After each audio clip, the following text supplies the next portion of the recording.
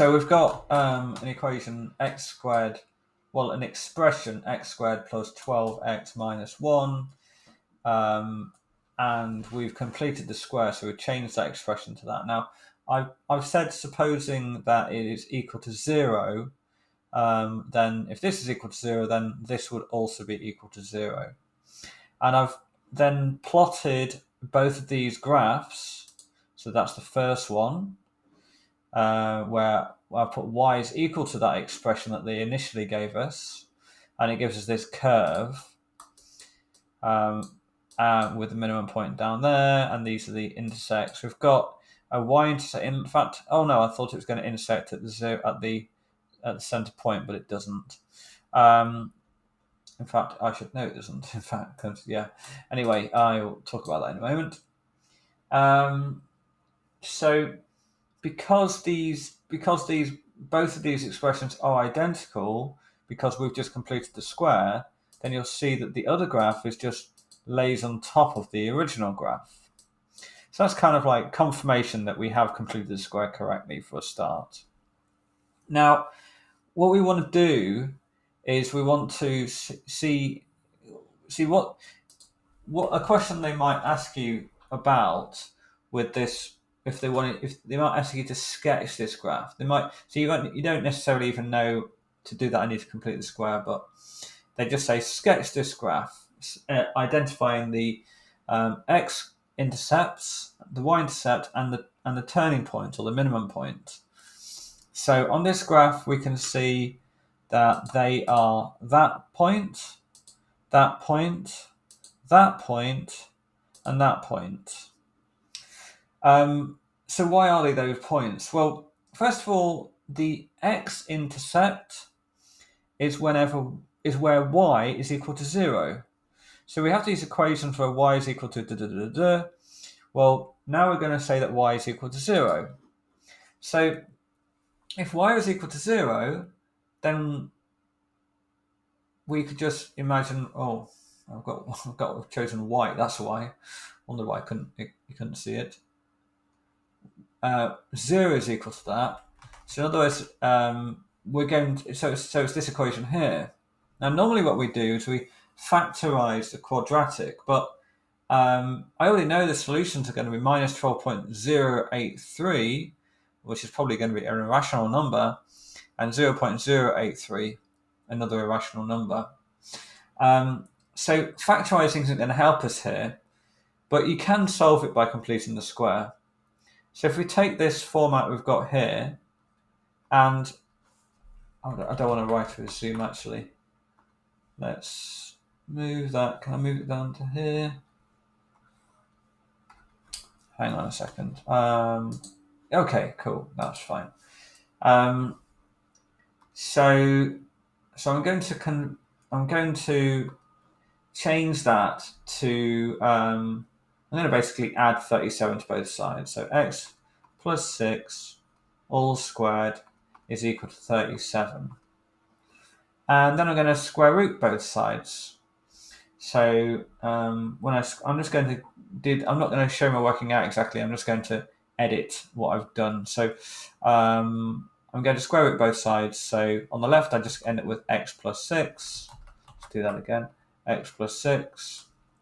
And on the right, I have root 37. Only I don't exactly have root 37, do I? I have plus or minus root 37. Because when you square root something, the answer is actually plus or minus that. So now I'm going to minus 6. And so the answers are going to be, now I'll go back to zoom annotate so I can write on the other bit. The answers are going to be x is equal to negative 6 plus root 37, or x is equal to negative 6 minus root 37. So if I want to get that as a, round that up, then we'll just type it into our calculator. Minus 6 minus root 37. And that gives us negative 12 0.0827. So it's this value here. And if it was plus, then I'll just go back and edit my calculation, press plus, and it is just 0.827. So it's that one there. So by solving the equation, which can be done by completing the square, then you can get these values here. Okay. So those are so we've got over here. This was it was negative 6. I forgot which one it was now. So that one. Oh, wait a second. I know what's going on here. I need to move my curve. That's why.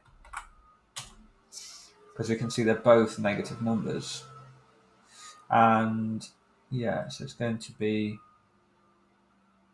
like that, I guess. Yeah. Oh, no, there's one's positive number. Sorry, I got that wrong. Yeah. So that one is negative 6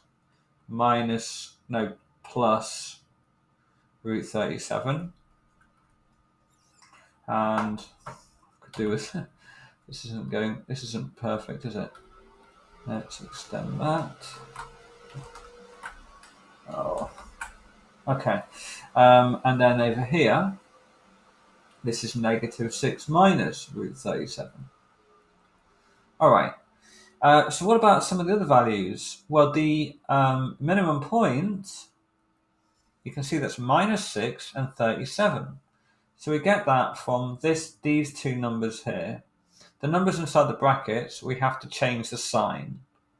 Okay, so that gives us our x coordinate, but we have to change the sign, so minus 6. And the number outside the bracket, we keep the sign as it is, so that's minus 37. So in other words, the coordinates, you're going to have x. In fact, they've got some symbols here.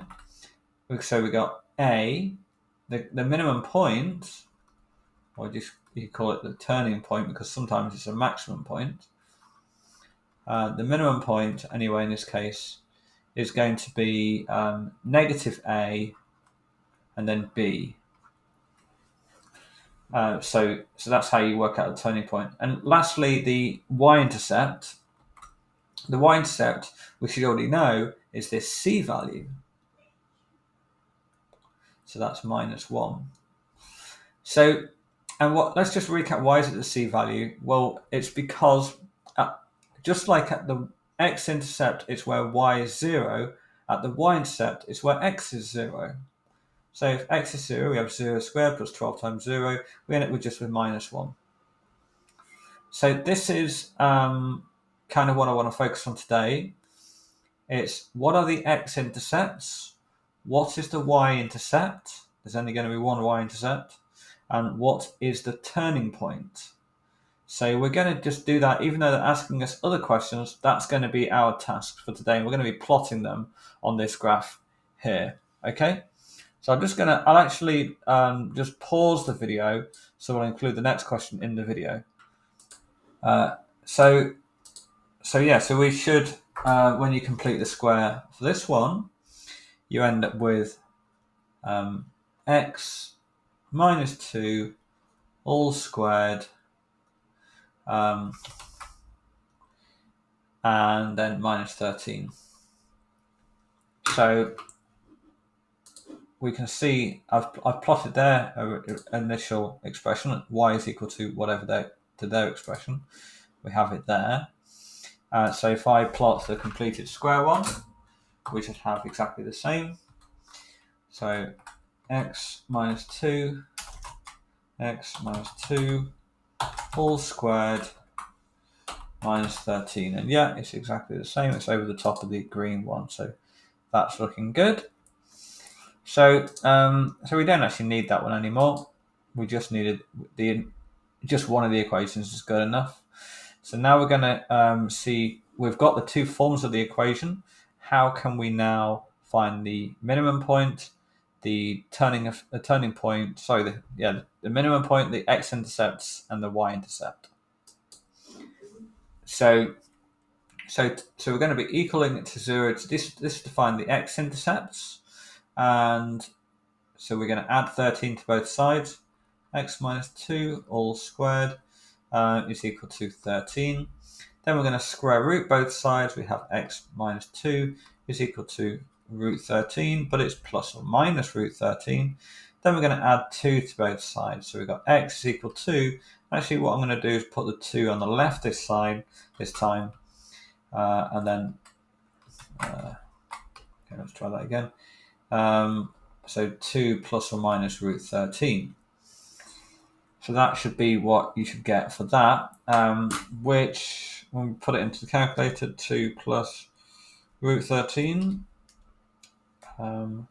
that's 5 point, basically, yeah, we've got 5.606 rounding up, or, and if we did 2 minus root 13, we'd get negative 1.606 rounding up.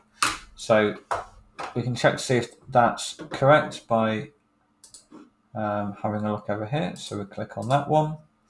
Yeah, negative 1.606, and that one 5.606. So that's our x-intercepts. We need to find the turning point now and the y-intercept. So the turning point, if you remember, are these numbers here. So if we go back to what we said here, the turning point, or the minimum point, is minus a, comma b. So a, wait a second, it's minus, hang on a second.